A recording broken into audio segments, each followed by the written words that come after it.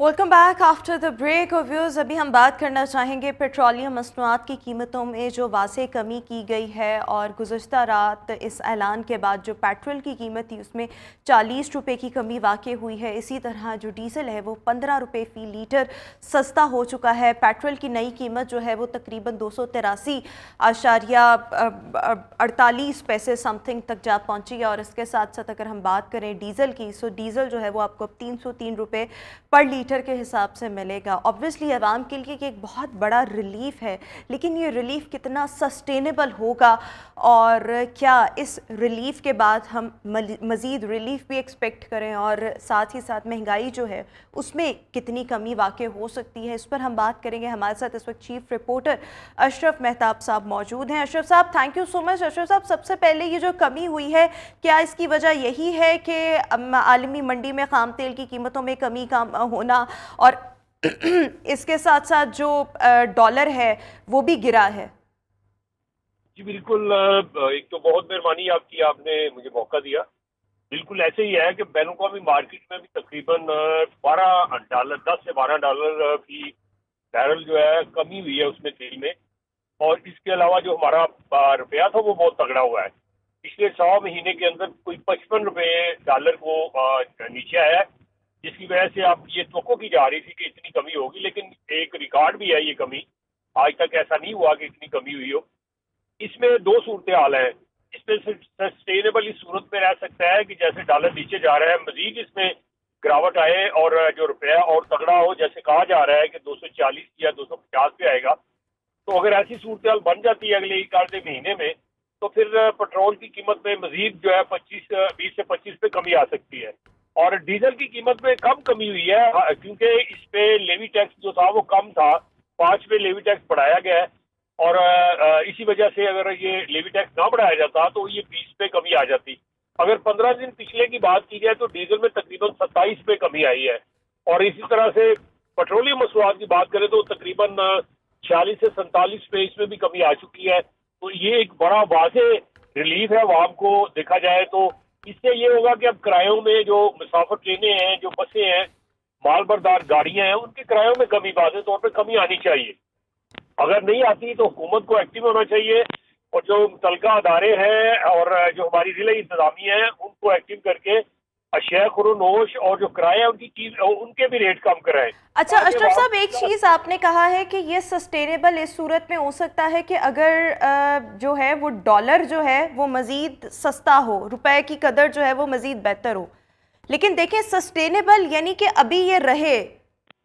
मैं आपसे ये जानना चाह रही हूँ कि मज़ीद कमी तो तब हो सकती है ना जब आपका रुपया जो है वो मज़ीद तगड़ा हो और डॉलर की कीमत। लेकिन ये जो अभी कमी वाक़ई हुई है, ये इतनी रहेगी या ये तो नहीं कि हम फिर अब यकम से जो है वो ज़्यादा कीमतें देख रहे होंगे?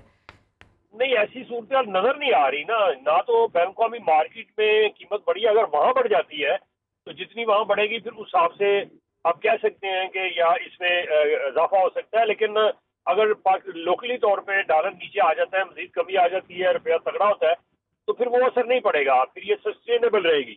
तो ये तो विन विन सिचुएशन है इसी सूरत में कि बैन अवी मार्केट में जो ऑयल की कीमत ना बढ़े, क्रूड ऑयल जो है, और मकामी तौर पर डॉलर की कीमत ना बढ़े।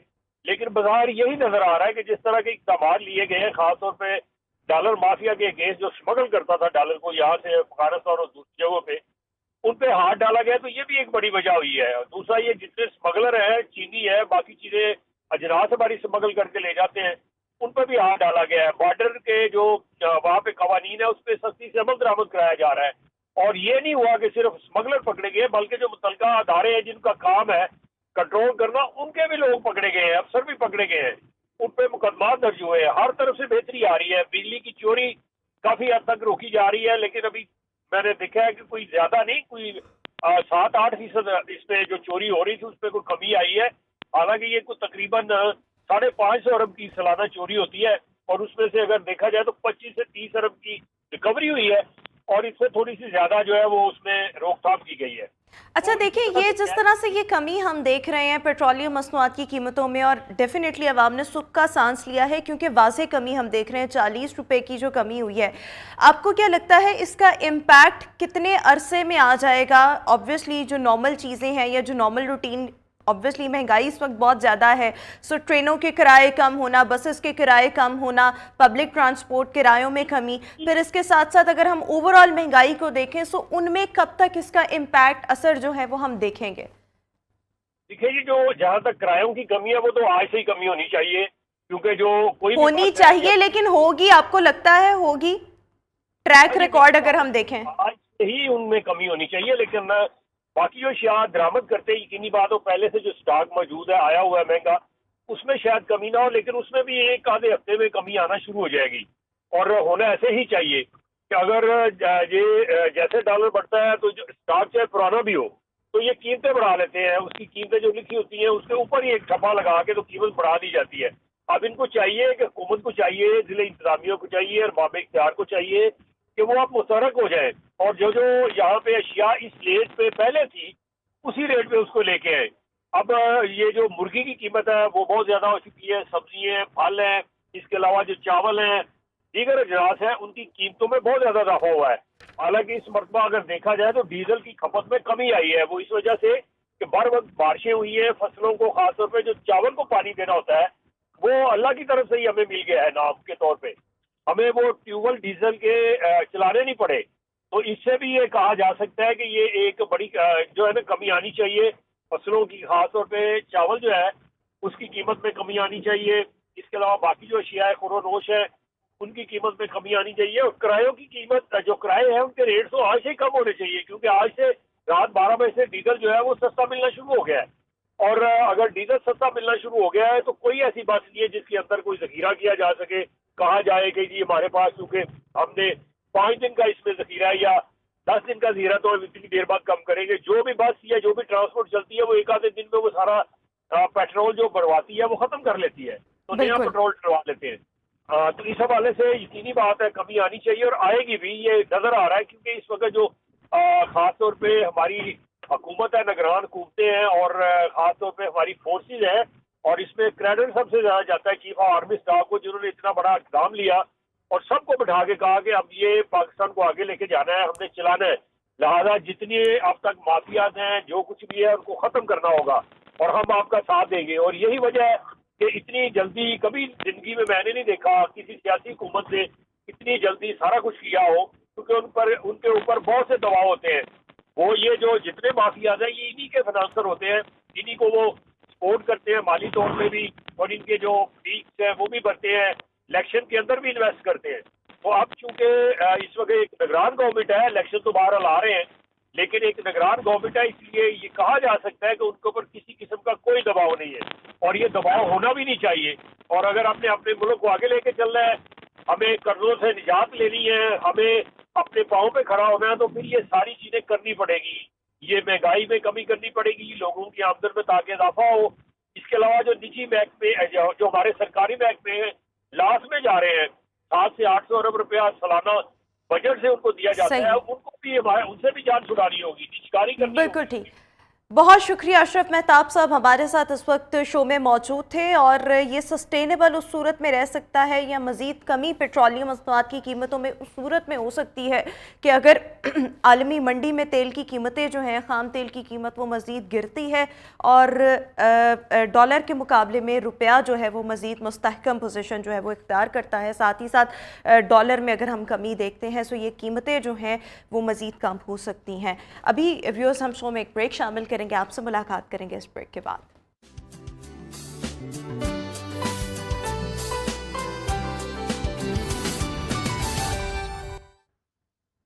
Welcome back after the break. और व्यूअर्स अगर हम पाकिस्तान के मुख्तलिफ मसाइल की बात करें तो yes there is no doubt about it कि पाकिस्तान में बेशुमार मसाइल हैं, लेकिन जब हम इन मसाइल की निशानदेही करते हैं सो इसमें एक बहुत बड़ा मसला ये है कि पाकिस्तान का जो जस्टिस सिस्टम है, जो पाकिस्तान का निज़ाम अदल है, उसमें बहुत ज़्यादा लूप होल्स पाए जाते हैं। और यहाँ पर अगर हम अमीर की बात करें तो उसके लिए इंसाफ के तकाज़े और हैं और गरीब के लिए इंसाफ के तकाज़े और हैं। फिर मोस्टली होता क्या है कि गरीब को इंसाफ जो है वो नहीं मिल पाता। जो मुकदमात हैं वो कई कई साल, कई कई दहाइयाँ जो है वो अदालतों में रहते हैं, اور اکثر ہم ایسے دیکھتے ہیں اور خبریں بھی سنتے ہیں کہ کسی شخص کے اس دنیا سے رخصت ہونے کے بعد اس کو جو ہے وہ انصاف کی فراہمی یقینی بنائی گئی ہو. سو رائٹ ناؤ ہمارا جسٹس سسٹم اس میں کیا لوپ ہولز ہیں, کس طرح سے ہم اپنے ملک کا جو نظام عدل ہے اس کو بہتر بنا سکتے ہیں, اس کے لیے کیا کیا چیزیں جو ہے وہ کی جا سکتی ہیں, اس پر آج ہم نے بات کرنی ہے. ہمارے ساتھ اس وقت ایڈوکیٹ محمد اقبال شیخ نظامی صاحب اس وقت شو میں موجود ہیں. بہت شکریہ آپ کے وقت کا. سب سے پہلے جب ہم کسی بھی ملک کے جسٹس سسٹم کی بات کرتے ہیں سو یہ بہت ہی زیادہ اہمیت کا حامل ہوتا ہے, وہاں پر انصاف کس طرح سے جو ہے وہ مہیا کیا جاتا ہے. جب ہم پاکستان کی بات کرتے ہیں تو آپ کو کیا لگتا ہے ہمارا جسٹس سسٹم اس میں کیا کیا خامیاں ہیں جن کو فوری طور پر ایڈریس کرنے کی ضرورت ہے؟ جی, اس میں فرسٹ آف آل تو میں یہ عرض کروں گا کہ جو قوانین بنائے جاتے ہیں اس میں خامیاں نہیں ہوتی, اس کے اوپر جو عمل درآمد ہے وہ نہیں ہو رہا. تو ہمیں سب سے پہلے یہ کہ کوئی بھی قانون جب بنایا جاتا ہے تو اس کو انفورس کرنے کی ضرورت ہے, اور انفورس اس کو کس نے کروانا ہے؟ آپ کے جو ڈپارٹمنٹس متعلقہ ہیں ان کو چاہیے کہ سارے اپنی اپنی حدود و قیود میں رہتے ہوئے اپنی ڈیوٹیز جو ہیں نا وہ سر انجام دیں, تاکہ سب کو انصاف مہیا ہو سکے اور ان کو کوئی بھی ایسی دقت نہ پیش آ سکے کہ جناب وہ کہیں کہ جی ہمارا نظام ہی ٹھیک نہیں ہے.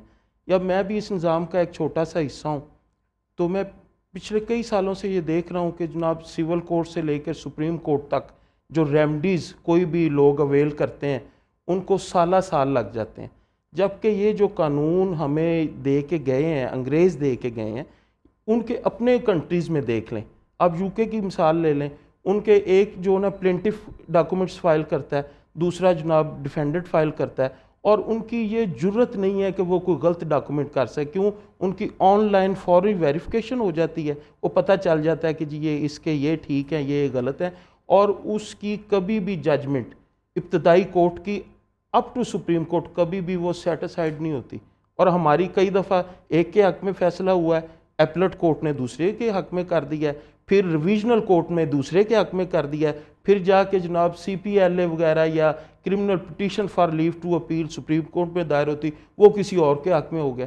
وہ کہاں پہ کیا جائیں لوگ؟ لیکن دیکھیں یہ یہاں پہ جو بھی آپ بات کریں کہ ایک عدالت نے ایک فیصلہ دیا, دوسری عدالت نے دوسرا فیصلہ دیا, پھر ایک اور عدالت گئے وہاں سے ایک اور فیصلہ آ گیا. یہاں پر تو ٹھیک ہے, آپ نے جو پہلا پوائنٹ اس کی نشاندہی کی اس میں یہی ہے کہ قوانین موجود ہے, امپلیمنٹیشن نہیں ہے.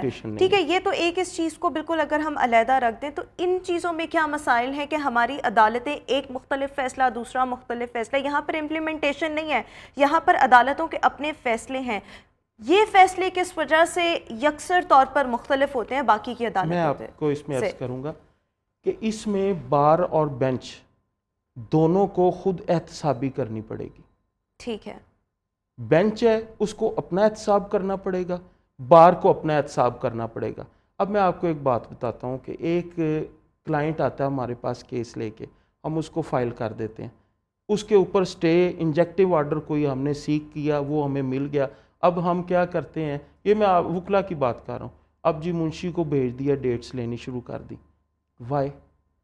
اور اسی طرح جو کورٹس ہیں وہ اپنی ڈیوٹی وہ لکھیں کہ جناب اسپیسیفکلی ریزن اگر نہیں ہوگی تو یہ انجیکٹیو آرڈر آگے جو ہے ایکسٹینڈ نہیں ہوگا. پہلی پیشی تو عطا ہو گیا لیکن وہ ٹل فردر آرڈر چلتا رہتا ہے اور سالہ سال چلتا رہتا ہے. اور یہی زیادتی ہے کہ جس کے خلاف وہ انجیکٹیو آرڈر پاس ہوا ہے وہ بیچارہ لٹکتا رہ جاتا ہے. اس لیے میں یہ کہوں گا کہ بار کو اور بینچ کو دونوں کو خود احتسابی کرنی چاہیے. اور دیکھیں ایک تو ہے خود احتسابی, آپ نے بالکل ٹھیک ہے بھی کہا کہ خود احتسابی جو ہے وہ آپ کو لازمی طور پر کرنی چاہیے اگر آپ بہتری کے خواہش مند ہیں تو, لیکن کیا اس پر کوئی چیک اینڈ بیلنس مؤثر نظام نہیں موجود ہونا چاہیے؟ کیونکہ جب ہم خود احتسابی کی بات کرتے ہیں بڑا کم ایسے ہوتا ہے کہ کوئی خود احتسابی کرے, اپنا محاسبہ جو ہے وہ آپ خود کر رہے ہوں. ایسا اگر ہم دیکھیں تو سوسائٹیز میں بہت کم ہوتا ہے, شاذ و نادر ہی ہوتا. میں آپ کو اس کے لیے بھی عرض کرتا ہوں کہ یہ دیکھیں ہمارے وکلا بھائی کیا کرتے ہیں, وہ کسی جج نے کوئی غلط آرڈر کر دیا ہے نا, آپ نے دیکھا ہوگا کورٹس کو تالے لگ گئے, دھینگا مشتی کے اوپر اتر آئے, مار کٹائی. یہ نہیں بات. بار کو یہ چاہیے کہ ہمارے جو قلم ہے نا وہی ہماری پاور ہے. جو ججز ہیں ان کا قلم ان کی پاور ہے. ہم اس کے اگینسٹ ریمڈی سیک کریں بجائے. اب دیکھیں نا کوئی کام ایسا ہوا ہے کورٹس کو تالے لگ گئے ہیں تو وہ 10 دن تالے ہی نہیں کھلے. یہ وقت کو کیسے ضائع ہوتا ہے؟ اور پھر ججز کو بھی چاہیے کہ قانون کے مطابق چلیں. یہ نہیں کہ آپ قانون کو پس پشت ڈال دیں اور اپنی مرضی کے آرڈر کرنا شروع کر دیں. اچھا بالکل ٹھیک ہے. آپ نے یہ تو معاملہ آپ نے کہہ دیا کہ جو بار اور بینچ ہے اس کو چاہیے کہ خود احتسابی اور اس پر فالو کیا جا سکے تاکہ بہتری لائی جا سکے. جب ہم قوانین ہمارے یہاں پر موجود ہیں لیکن امپلیمنٹیشن کی بات کرتے ہیں سو امپلیمنٹ کس نے کروانا ہے؟ اور دوسرا یہ کہ جب ہم قوانین کی بات کرتے ہیں so what do you think implementation نہ ہونا اس میں سب سے بڑی رکاوٹ کیا ہے؟ میں آپ کو عرض کرتا ہوں اس میں جو ہرڈل آ رہی ہیں نا وہ ہے جناب سب سے پہلے کرپشن.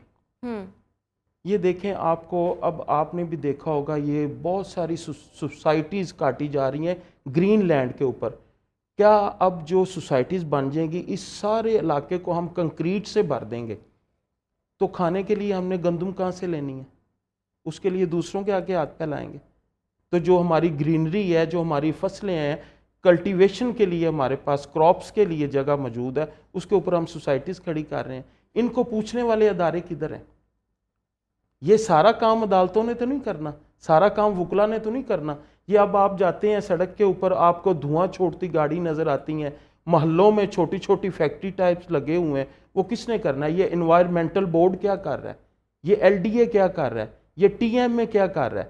یہ ساری چیز آپ عدالتوں پہ نہیں ڈال سکتے, ساری چیز یہ آپ اپنا وکلا پہ نہیں ڈال سکتے. یعنی کہ آپ کا خیال یہ ہے کہ جو قوانین موجود ہیں اس سے متعلق جو متعلقہ ادارے ہیں امپلیمنٹیشن ان کا کام ہے. لیکن دیکھیں بعض اوقات اگر ادارے کام نہیں کر رہے تو اس کے اوپر ڈنڈا کس کا ہوتا ہے؟ میں وہی آپ کو کہہ رہا ہوں, اس کے اوپر یہ دیکھیں کورٹس تو ڈنڈا لے کے نہیں کھڑا ہو سکتا کوئی بھی court.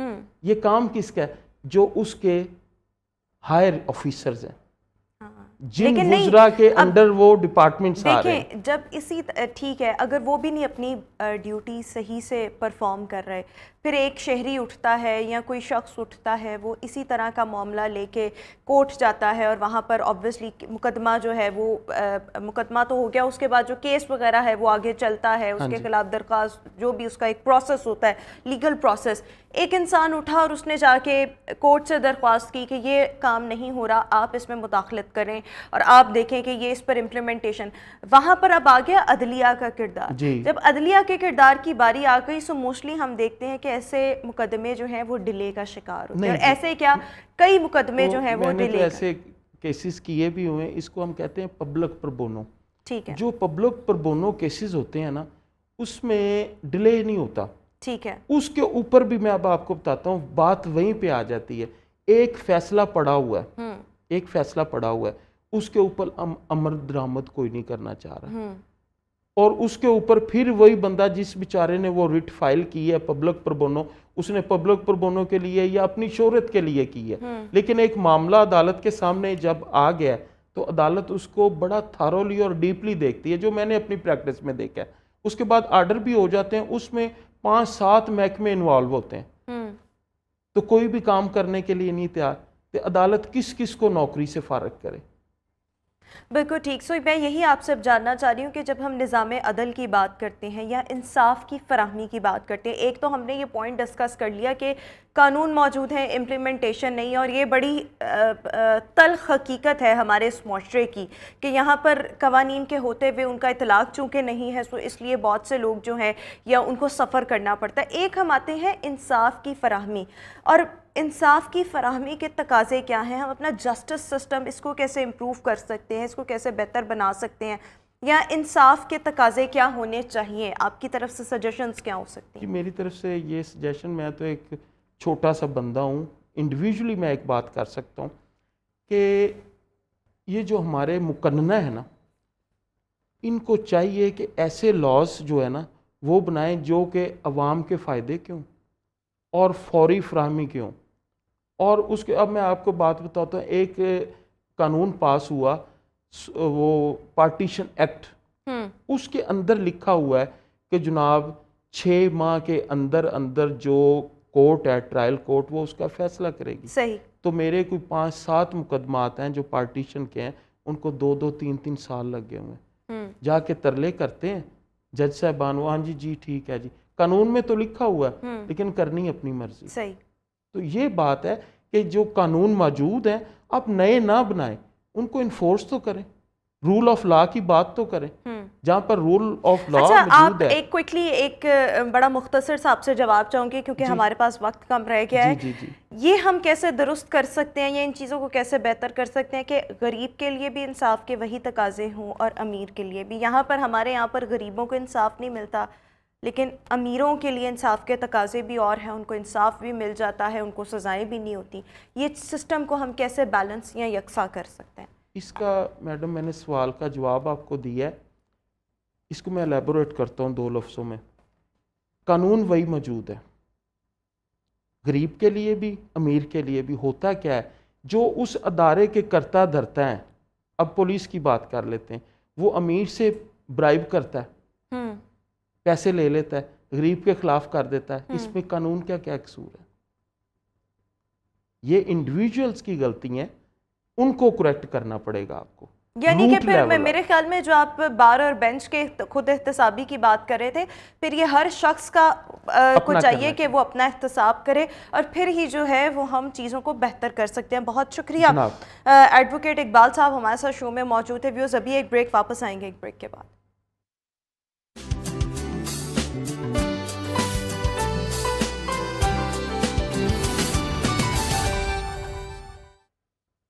Welcome back after the break. اور ویوز آپ سب کا یہ ہفتہ کیسا گزرے گا یہ بتانے کے لیے ہمیشہ کی طرح ہمارے ساتھ اس وقت tarot card reader Dawood ji Dawood Skype پر موجود ہیں. Dawood ji thank you so much, I hope you are well. کیسے ہیں آپ؟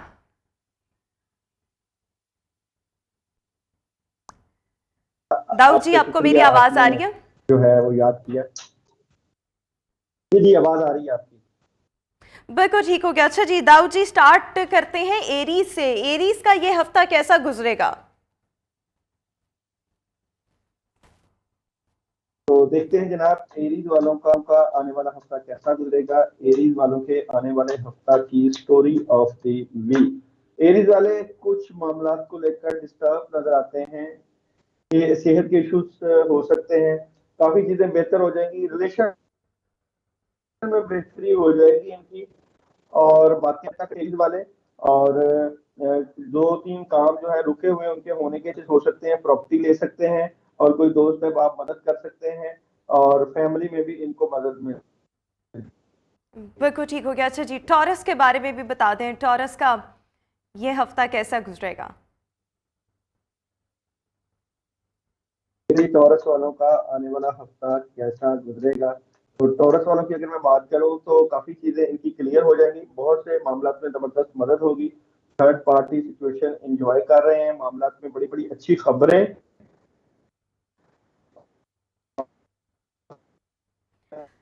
داؤد جی ہم آپ سے دوبارہ رابطہ کرنے کی کوشش کرتے ہیں، کچھ ٹیکنیکل وجوہات کی بنا پر ہم آپ کو ٹھیک سے سن نہیں پا رہے. ویوز اسی کے ساتھ ابھی ہم شو میں ایک بریک شامل کریں گے، بریک کے بعد واپس آئیں گے. داؤد جی ہمارے ساتھ موجود ہوں گے، سو ان سے مزید جانیں گے کہ آپ سب کا ہفتہ کیسا گزرے گا. So stay with us.